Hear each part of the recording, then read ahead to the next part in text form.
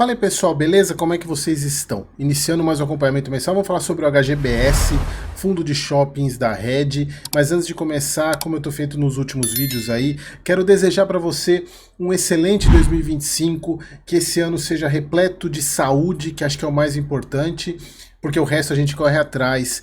E aproveita as oportunidades, né? Porque, como eu falo para vocês, esse final de 2024, principalmente esse segundo semestre de 2024, e acredito também que esse primeiro semestre de 2025 são janelas que a gente não vai ver por um bom tempo, então aproveitem para fazer a sua previdência.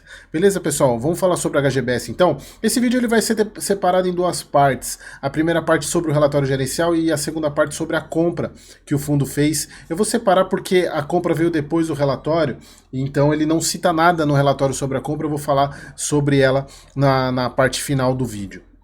Beleza? Então, vamos lá, mais um mês aqui acompanhando o nosso querido HGBS, relatório agora de novembro de 24, lembrando que o relatório é de novembro, porém, normalmente shopping, o que acontece é sempre um mês, os indicadores operacionais são sempre de um mês anterior.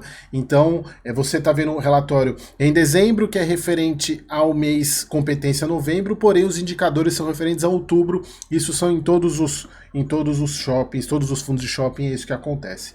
Então, cota patrimonial 223, cota de mercado 193, e se a gente for ver, ela caiu ainda mais, 184. Se a gente for pegar nos últimos dias aqui, ele deu uma subidinha, né? Ele saiu de 178 para 184, chegou a bater, olha só, chegou a bater 178, pessoal. Se a gente for pegar aqui no máximo, é que aqui é porque ele teve desdobramento aqui. Se a gente for pegar aqui desde lá da pandemia, o fundo ele tá mais barato do que estava na pandemia, se a gente for ver aqui. Na pandemia ele bateu 193. Lá em 2020, o final de 2021, ele chegou a bater 156, mas ele tá muito descontado. Se a gente for pegar aqui, né, desde final de 23, né, ele chegou a cair quase 22%. Então ele tá muito descontado. E as pessoas sempre reclamam desse fundo porque ele é um preço de cota caro para o pequeno investidor que está começando na bolsa. Não é todo mundo que tem 100, 200 reais para investir. Então ele acaba sendo caro. Mas assim, é aquilo que o Ricardo Figueiredo ele usa muito, né? Se você não tem disciplina para juntar 2 meses 200 reais num Tesouro Selic, você não tem que estar em renda variável. Esse também é um dos motivos que eu sou meio contrário a desdobramento, mas não quero entrar nesse assunto. Então o fundo bem mais abaixo, né? 184, caiu mais de 10 reais, quase 10 reais aqui em relação ao fechamento de novembro. Patrimônio de 2,5 bi. Parte de que a gente vou passar rápido porque a gente já sabe tudo o que aconteceu. Sobre os indicadores, a gente vê que isso está sendo meio padrão em todos os fundos de shopping, alguns mais, outros menos, e o HGBS não foge a essa regra. Vendas, vacância e NOI, indicadores melhores do que no mesmo mês do ano anterior. Se a gente for pegar vendas por metro quadrado, aumentou 6,7 referente a outubro de 2023, referente a 2024, né, o acumulado 6,7, vacância caiu de 5,1 para 4,9, o NOI também melhorou, ele aumentou 4,1% referente ao mês anterior. Então isso é muito bom, porque mostra que o portfólio está trazendo resultado. E aqui peguei a tabela só para ver os cases específicos, né, quem trouxe bons resultados. Eu sempre esqueço esse aqui, eu tenho anotado aqui, o Fashion Mall, o Novo Hamburgo, né? O Novo Hamburgo Fashion Mall, 22% de aumento do NOI. O Santana também, 24,4%. São Bernardo, 19,8%. O Capim Dourado é lá em Palmas, pessoal. Esse shopping aqui é lá em Palmas. Acho que eu cheguei a comentar com vocês sobre esse shopping, que é difícil de ter dados dele. Então a gente vê que a Red está fazendo um bom trabalho nesse shopping para ele trazer esse NOI aqui. E obviamente o West Plaza, né, pessoal, que é o patinho feio hoje da carteira do... tirando, obviamente, Goiabeiras, né? Goiabeiras nem se fala. Goiabeiras eu nem coloco na lista, né? Mas o West Plaza, que é o gargalo aqui, menos 45% do NOI. Então aqui isso fez com que, na média, o fundo tivesse um aumento aí de NOI de 4,1%. beleza? Que a parte dos indicadores a gente já viu, né? Evolução do NY. O resultado do fundo, ele gerou um lucro líquido de 1,26, pagou 1,60. E aí você está perguntando, Eric, mas ele está usando muita reserva para fazer isso. Lembra, pessoal? Quem assistiu o vídeo acho que o vídeo do mês passado ou do mês retrasado, se você não assistiu, assista, aonde eu tinha calculado, acho que há 2 ou 3 vídeos atrás, que o recorrente dele era 1,50. Mas no prospecto da emissão, que inclusive, eu vou falar já depois disso aqui, eu vou falar sobre o resultado final da emissão, eles colocaram o recorrente dele de 1,40. Que na minha visão, se a gente for olhar aqui, o recorrente do fundo ele é muito próximo de 1,40. Se você for ver aqui, ele é muito próximo. Se a gente pegar aqui mais ou menos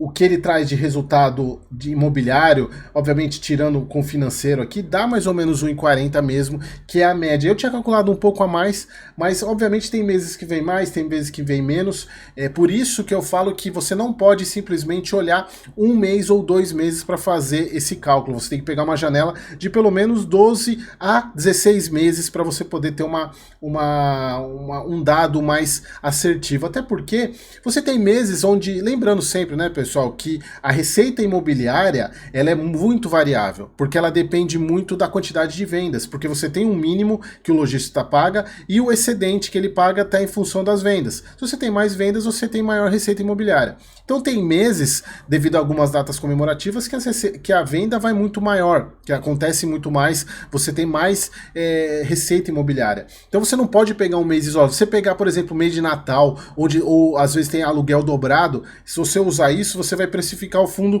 muito lá em cima, porque o rendimento vai ser muito maior. Mas você tem que pegar, por isso que você tem que pegar uma média grande. Então, assim, tá tranquilo. E eles mantiveram o guidance de pagamento para o fundo de 1,60 até o final, até o primeiro semestre de 2025. Isso é o que está lá inclusive no prospecto, né, na última emissão, que aliás, falando nisso, a emissão, pessoal, não tinha como esperar uma emissão positiva. Lembra, o fundo ele tinha feito uma emissão, saiu uma emissão, a primeira versão dela, se eu não me engano, era 300 ou 400 milhões. Aí depois ela caiu para 180 ou 150 de cabeça, não lembro, na última, que aí ela aqui foi para frente. Mas o preço de emissão com o preço da cota estava mais de R$20 de diferença. Então não fazia o menor sentido participar. Aqui, esses 41 milhões, pessoal, inclusive eles colocam aqui, né, que foram pessoas naturais, mas o grande parte das cotas foi por pessoa jurídica. E aqui eu sempre explico, Eric, mas qual é a vantagem de alguém participar de uma emissão aonde você vai gastar R$20 a mais? Pessoal, imagina um fundo de investimento, uma pessoa jurídica, que quer comprar 30 milhões do HGBS. Vamos pensar aqui, 35 milhões veio de fundo de investimento. Se você colocar uma ordem de 35 milhões lá no home broker, ele não vai conseguir comprar. Ele não tem liquidez, mesmo sendo um fundo bastante líquido, nenhum fundo consegue ter essa liquidez. Então, é a oportunidade que esses fundos têm, essas pessoas jurídicas, esses investidores profissionais têm, de conseguirem comprar o fundo. E para eles essa diferença não tem muito importância. Eles querem colocar o fundo para dentro do portfólio, ou aumentar a participação dele. Então não interessa muito o preço. E é a oportunidade que eles têm de comprar grandes quantidades sem ter problema de liquidez. Então, por isso que eu falei que essa emissão aqui era basicamente para investidor profissional. Aqui o fundo, como vocês viram, né, ele está com 78 resultado acumulado, vai receber ainda agora no primeiro semestre esses 84 centavos do Novo Hamburgo também. Então, eles estão falando aqui, ó, o pagamento, ó, contratação fashion, ele foi 2 vendas, né? O pagamento de cada venda será feito em 3 parcelas, já tendo recebido a primeira e a segunda de cada venda, enquanto as terceiras parcelas das 2 vendas que ele fez, né, da participação, foi uma que foi 10, outra 20, eu não lembro qual foi as porcentagens. Então vai receber agora no primeiro semestre a terceira parcela, o que possibilita que o fundo mantenha o guidance de distribuição de 1,60 até o final do primeiro semestre do ano que vem.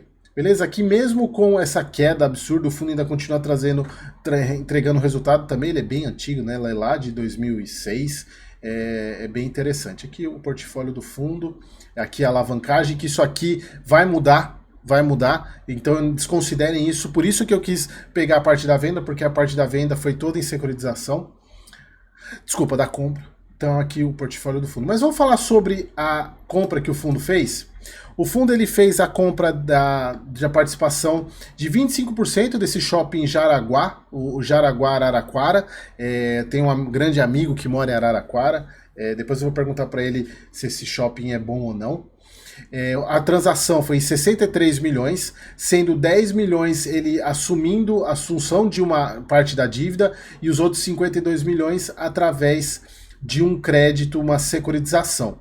Então, o cap rate dessa securitização, da operação, foi de 9,10. E se a gente for ver, pessoal, por que a princípio é uma securitização positiva? Porque se a gente for pegar aqui, isso ele explica melhor lá embaixo, mas só para vocês entenderem. A securitização que ele assumiu aqui, teve assunção, foi IPCA mais 5,38. Esse valor maior de IPCA mais 8,6. Porém, o cap rate da operação é de 9,10 e ainda estimado em 12%. Ou seja, você tem uma média de IPCA mais 8 e alguma coisa e um cap rate, um retorno de 12%. Ou seja, você tem um carrego positivo da dívida. E aí o fundo ainda pegou mais 47 milhões. Então, na verdade, o CRI que o fundo montou foi de 100 milhões. Não foi desse valor aqui, desse valor da compra, e sim de 100 milhões, porque depois eles explicam qual que é, eu já vou mostrar para vocês a questão da explicação. Então isso não muda a projeção de resultado para o fundo, continua mantendo 1,60. Obviamente que isso vai aumentar a despesa financeira do fundo, mas está dentro do esperado pelo que eles colocaram aqui, porque o fundo ele tem uma posição de caixa tranquila. Mas vamos lá, deixa eu só pegar aqui. Deixa eu reduzir um pouco, porque senão não vai caber essa parte aqui do racional da compra. Então, pessoal, é o seguinte. Então o preço de aquisição foi 63 milhões. Lembra que uma parte é de assunção do CRI, a outra parte é o CRI que ele teve que estruturar. O NOI, pessoal, se for pegar o NOI, é de 1.088, isso aqui é NOI de 12 meses. Se a gente dividir, eu fiz uma experimentação, eu até marquei aqui para eu fazer na hora com vocês aqui. 1.088 dividido por 12, dá mais ou menos 90 o NOI. E se a gente for pegar a média do NOI do HGBS, é de 70 aí? Deixa eu pegar aqui, cadê? NOI, aqui ó. Ele tá com uma média de R$78, o último mês foi R$78. Então, em tese, é uma boa compra e um bom shopping em termos de resultado operacional, porque ele é maior do que o portfólio atual. Se a gente for pegar vendas também, né? Deixa eu ver vendas aqui. Eu não cheguei a fazer de vendas para a gente poder comparar aqui. Deixa eu fazer. Cadê a calculadora? Se a gente for pegar aqui, calcula 13.621 dividido por 12. Estamos falando de 1.135. Se a gente for pegar a venda aqui, um pouquinho abaixo. A venda é um pouquinho abaixo, mas isso, lembra, eu expliquei isso para vocês no vídeo do VISC. Quando você tem um NOI maior do que venda, obviamente que isso daí a gente teria que comparar, mas é só para vocês terem noção que o NOI, ele não é só venda. O NOI, ele tem estacionamento, ele tem prazo de alimentação. Então isso mostra que o NOI, ele está incorporando o resultado operacional para o fundo, em tese que não depende tanto da venda, e sim de outras coisas que também deixa de ser ponto positivo, mas a gente tem que, obviamente, avaliar como um todo. Bom, aqui é a estrutura, pessoal, de como foi montado, né? Esse aqui é o CRI que ele faz a assunção dele, o Habitasec, de 10 milhões, IPCA mais 5,38, e o CRI HGBS 2, que foi estruturado, 52 milhões, IPCA mais 8, então o preço de aquisição, 63, IPCA mais 8,05, ou seja, é uma compra totalmente alavancada, sem precisar, por isso que eles falam que não terá problema na questão do rendimento, não vai impactar no rendimento ainda. Exatamente, obviamente isso vai impactar na despesa financeira. Mas um ponto que eu quero trazer para vocês aqui, que é eu deixei marcado aqui, essa frase, porque olha só, isso aqui mostra que tem um carrego positivo. Quando a gente fala da taxa interna de retorno, IPCA mais 12, a gente está falando, se a gente for pegar hoje o Tesouro, e acho que é de 10 anos, se eu não me engano, esse CRI, tenho quase certeza que eu vi em algum lugar que esse CRI é de 10 anos. Aqui, ó, o vencimento, junho de 2032, nós estamos falando de 24, 8 anos, né? Um pouco menos. Pouco menos. Então, pessoal, a gente for comparar com um tesouro similar, a gente está falando de uma TIR, de uns 2 a 3% acima, né? Então, o que é muito bom. O que é muito bom. Só que aqui, pessoal, um ponto importante para vocês entenderem o seguinte: a taxa interna de retorno, ela considera não somente o rendimento que esse ativo vai trazer. Não somente o rendimento, e sim também considera uma possível venda. Então isso entra em conta na taxa interna de retorno. A taxa interna de retorno ela engloba tudo, que é uma baita taxa interna de retorno. Porém, e aqui acho que tem dois pontos que são importantes. Primeiro, pessoal, a TIR ela é calculada em cima da cota patrimonial. E a cota patrimonial do HGBS hoje, ela é muito maior do que o que está na cota de mercado. Então, nós temos um potencial de valorização aqui, comprando o fundo hoje nesses preços. Se a gente for pegar hoje, o fundo ele está negociado a 184,39. Deixa eu só ver quanto que ele está de desconto aqui. 184,39. Eu acho que vai dar uns 20%.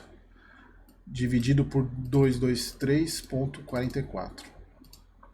18%. Eu vou arredondar para 20%, pessoal. Então, você tem, além dessa tira aqui, ela é maior, considerando porque ela é calculada em cima da cota patrimonial e não sobre a cota de mercado.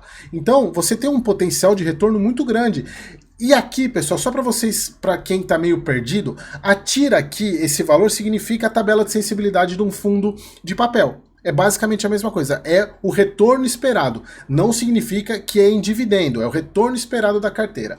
Só que aí que tá, pessoal, isso aqui é só uma elucubração que eu tô trazendo para vocês, porque diferente de um fundo de papel, o fundo de papel, os CRIs têm vencimento, por isso que você pode fazer a tabela de sensibilidade, porque aqueles CRIs vão vencer e você vai ter o principal todo devolvido. Já no caso de um fundo de tijolo, você não sabe quando esse fundo vai ser vendido, esse imóvel vai ser vendido. E se ele vai ser vendido por uma valorização que é o que o fundo espera, pelo menos no patrimonial dele. Mas aqui é só para vocês terem uma noção mais acadêmica do negócio.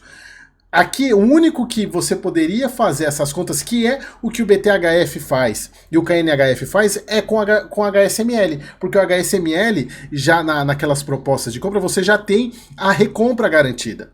Pelo preço que você sabe quanto que o fundo, que o BTHF e o KNHF vão receber lá na frente. Então, nesse caso, por isso que eles colocam aquelas TIR de 18%, 20%, porque de fato você já tem essa noção da venda. Então aqui é só para vocês terem uma noção que, de fato, é um baita do negócio. É um baita do negócio. Essa tira aqui já é muito boa, considerando ali no valor patrimonial. E considerando com um desconto de 20%, isso aqui vai para IPCA mais 14, 15 no mínimo. Tá? Então foi uma compra bem interessante. Bem interessante. Então, só para vocês lembrarem, um CRI de 100 milhões. E aí que tá, Eric, mas por que ele tá pegando um CRI maior do que ele precisa? Porque ele tá usando esse restante, a diferença do valor, para o earnout da aquisição do Capim Dourado e Bauru, que ele vai ter que pagar, e ainda mais o Capim Dourado, que a gente viu. O earnout, lembra, pessoal, que é uma parcela da compra. Quando você tem um earnout, o fundo comprou um shopping e vem com o earnout, ele vai precisar pagar mais um valor em função de indicadores operacionais que foram atingidos. E a gente viu que o Capim Dourado ele tá trazendo resultado. Então, obviamente, que o earnout dele vai ser cobrado.